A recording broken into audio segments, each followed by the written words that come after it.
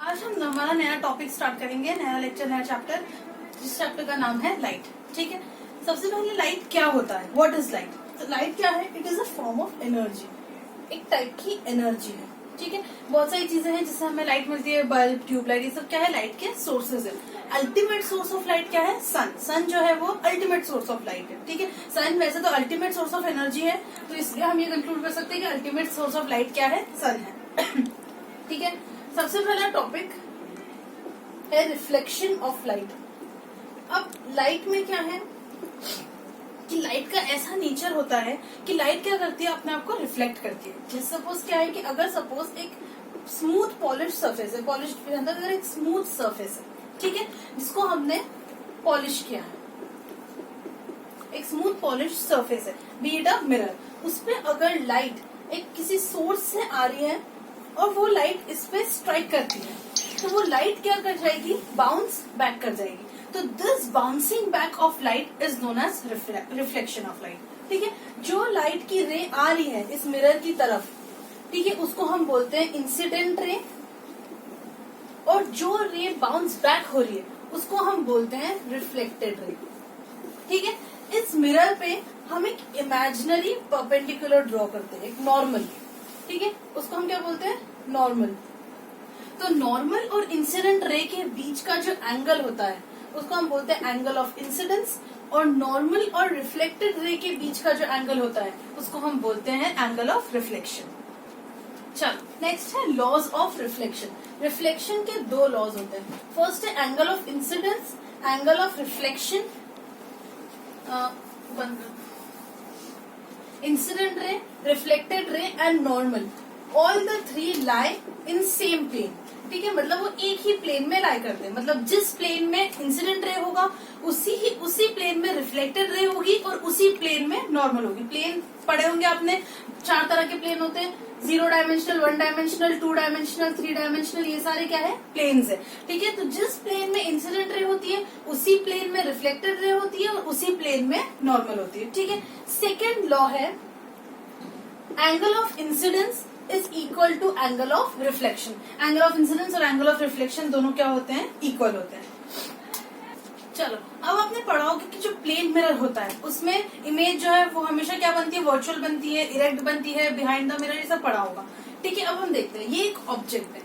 ठीक है, इस ऑब्जेक्ट से दो रेज हम ले लें, एक हम ऊपर से ले लें और एक हम नीचे से ले लें। ठीक है, कभी किसी भी जो रिफ्लेक्टिंग सरफेस होता है, रिफ्लेक्टिंग मिरर होता है, उसमें इमेज कब फॉर्म होती है, जब दो रेज रिफ्लेक्शन के बाद क्या करें, इंटरसेक्ट करें। जब भी दो रिफ्लेक्टेड रेज आपस में इंटरसेक्ट करती है तो उस पॉइंट पे क्या बनती है, इमेज। जैसे कोई भी एक चेयर है या टेबल है या कोई भी ऑब्जेक्ट है, वो ऑब्जेक्ट हम देख कब पाते हैं, कब, जब उस पे कोई लाइट फॉल हो। लाइट फॉल होती है उस ऑब्जेक्ट पे, उस ऑब्जेक्ट से लाइट क्या होती है, रिफ्लेक्ट होती है, रिफ्लेक्ट होके हमारी आईज में आती है और ढेर सारे उसमें से जो रिफ्लेक्टेड रेज निकल रही है, जो एमिट हो रही है, जो बाउंस बैक हो रही है, तो वो रेज क्या करती है, उस इमेज का, उस ऑब्जेक्ट का हमारे आईज में क्या बनाती है, इमेज।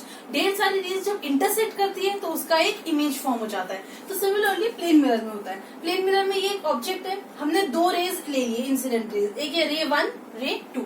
ठीक है, फर्स्ट रे देखते हैं। फर्स्ट रे ये गई, इसने प्लेन मिरर को यहाँ पे स्ट्राइक करा और क्या हो गई, वो रिफ्लेक्ट हो गई। ठीक है, सेकेंड रे यहाँ पे इंसिडेंट हुई, उसने प्लेन मिरर को टच करा, बाउंस बैक हो गई, रिफ्लेक्ट हो गई। ठीक है, अब ये जो दोनों रेज है, रिफ्लेक्टेड रेज फर्स्ट की, वो यहाँ जा रही है और ये यहाँ जा रही है, मतलब ये क्या जा रही है, एक दूसरे से दूर जा रही है, ये लोग कभी मीट नहीं करेंगे। तो इन दो रेज को अगर हम इमेजिनरी तरीके से पीछे की तरफ एक्सटेंड करें तो ये दो रिफ्लेक्टेड रेज क्या हुआ, पीछे जो है वो मीट हो गई, मीट हो जाती है रिफ्लेक्टेड रेज, तो यहाँ पे क्या फॉर्म हो जाएगी, उसकी ऑब्जेक्ट की इमेज फॉर्म हो जाएगी। ठीक है, अब मिरर के पीछे तो कुछ होता नहीं है, ये सब क्या है, इमेजिनरी है, तो इसलिए जो इमेज प्लेन मिरर में फॉर्म होती है वो क्या होती है, वर्चुअल। वर्चुअल मीन्स इमेजिनरी, जो एग्जिस्ट ना करे। अब जो इमेज है वो कैसी है, सीधी है, तो इसलिए इमेज कैसी होती है, इरेक्ट। तो image form in a plane mirror is virtual and erect. Image real नहीं होती, इमेज क्या होती है, वर्चुअल। अब जितने डिस्टेंस पे ये ऑब्जेक्ट है उतने ही डिस्टेंस पे पीछे क्या बनती है उसकी इमेज, मतलब दोनों का जो ऑब्जेक्ट डिस्टेंस और इमेज डिस्टेंस मिरर से है वो हमेशा सेम रहता है। दूसरा इसमें नेक्स्ट फिनोमेना होता है लेटरल इन्वर्जन। लेटरल इन्वर्जन मतलब कि हम अगर मिरर के सामने खड़े तो हमारा लेफ्ट मिरर में राइट अपीयर होता है और हमारा राइट मिरर में लेफ्ट अपीयर होता है। चलो, तो ये था अभी तक हमने पढ़ा प्लेन मिरर की प्रॉपर्टीज, प्लेन मिरर के बारे में, जो हम पहले की क्लासेस में भी पढ़ चुके हैं। आगे बढ़ते हैं, हमारा नेक्स्ट टॉपिक है स्फेरिकल मिरर्स। स्फेरिकल मिरर्स को ऐसे क्यों बोलते हैं? क्योंकि उनका जो रिफ्लेक्टिंग सरफेस होता है वो क्या होता है? स्फेरिकल होता है, कर्व्ड होता है। It has a curved reflecting surface. ठीक है, so let's consider a glass sphere. ठीक है, हम मान लेते हैं कि एक ग्लास स्फीयर है हमारे पास। ठीक है, उस ग्लास स्फीयर को हमने क्या कर दिया? बीच में से कट कर दिया। ठीक है, तो ये दो पार्ट में स्प्लिट हो गया। एक को हमने इनवर्ड्स पॉलिश कर दिया, एक पार्ट को, और दूसरे पार्ट को हमने आउटवर्ड्स पॉलिश कर दिया। ठीक है, तो ये जो मिरर है फर्स्ट, और ये हो गया सेकंड। तो जो फर्स्ट वाला मिरर है उसका रिफ्लेक्टिंग सरफेस कौन सा है? वो रिफ्लेक्ट कहाँ से करेगा? यहाँ से, आउटवर्ड्स सरफेस से। तो इसका रिफ्लेक्टिंग सरफेस कैसा हो गया? आउटवर्ड्स, ये बाहर वाला, और इसका रिफ्लेक्टिंग सरफेस जहां से वो रिफ्लेक्ट करेगा सीधा वाला साइड, वो क्या हो गया? इनवर्ड्स। ठीक है, ये दो मिरर मिल गए। अब इन दोनों मिरर्स के इंडिविजुअल नेम। इस मिरर को हम बोलते हैं कॉन्वेक्स मिरर और इस मिरर को हम बोलते हैं कॉनकेव मिरर। ठीक है, ये हो गए दो तरह की स्फेरिकल मिरर्स। हमने क्या किया कि ग्लास स्फीयर कंसिडर कर लिया, उसको बीच में से दो हाफ में डिवाइड कर दिया, एक साइड को इनवर्ड पॉलिश कर दिया, एक साइड को आउटवर्ड पॉलिश कर दिया। तो एक हो गया कॉन्वेक्स, एक हो गया कॉनकेव। अब ये एक स्फीयर है, तो इस स्फीयर का कुछ सेंटर होगा, उस सेंटर को हम बोलते हैं सेंटर ऑफ कर्वेचर। ठीक है, उसको हम बोलते हैं सेंटर ऑफ कर्वेचर और डिनोट करते हैं सी से। चलो, तो सेंटर ऑफ कर्वेचर क्या है? It is the centre of the glass sphere of which the mirrors are a part. उस ग्लास स्फीयर का सेंटर जिसके मिरर्स पार्ट है। अब नेक्स्ट है, यहां से सेंटर से, ये हम मान लो ये ग्लास स्फीयर था पहले, तो सेंटर से इस ग्लास स्फीयर तक का डिस्टेंस क्या हो गया? उसकी रेडियस। तो इसको हम बोलते हैं रेडियस ऑफ कर्वेचर। ठीक है, रेडियस ऑफ कर्वेचर क्या होता है? It is the radius of the glass sphere of which the mirrors are a part. चलो, नेक्स्ट है फोकस। ठीक है, फोकस क्या होता है? ये दोनों मिरर के लिए, ये तो हम कॉनकेव के लिए हो गया। अब same radius of curvature convex की भी होगी, दोनों तरफ रेडियस होगी, और यहाँ पे भी होगा फोकस। तो अब फोकस क्या होता है?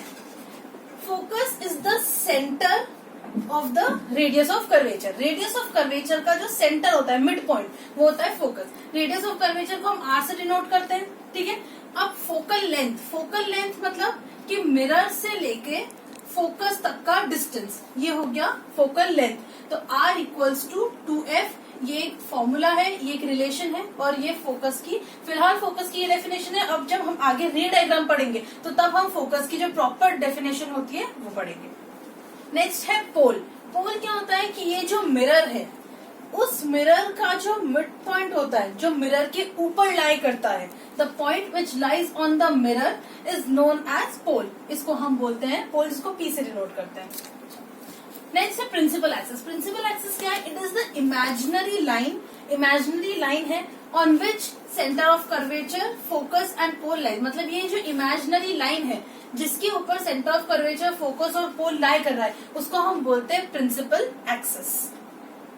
चलो, अब हम यहाँ से इस पॉइंट से, A पॉइंट से B पॉइंट तक अगर देखें तो ये हमें क्या बता रहा है? उस मिरर की हाइट, मतलब वो मिरर कितना बड़ा है, मिरर की हाइट बता रहा है। ठीक है, और दूसरे अगर एंगल से देखें तो ये क्या है? ये जो ग्लास स्फीयर था, ये उसका क्या है? डायमीटर है। ठीक है, तो इसको हम बोलते हैं अपर्चर।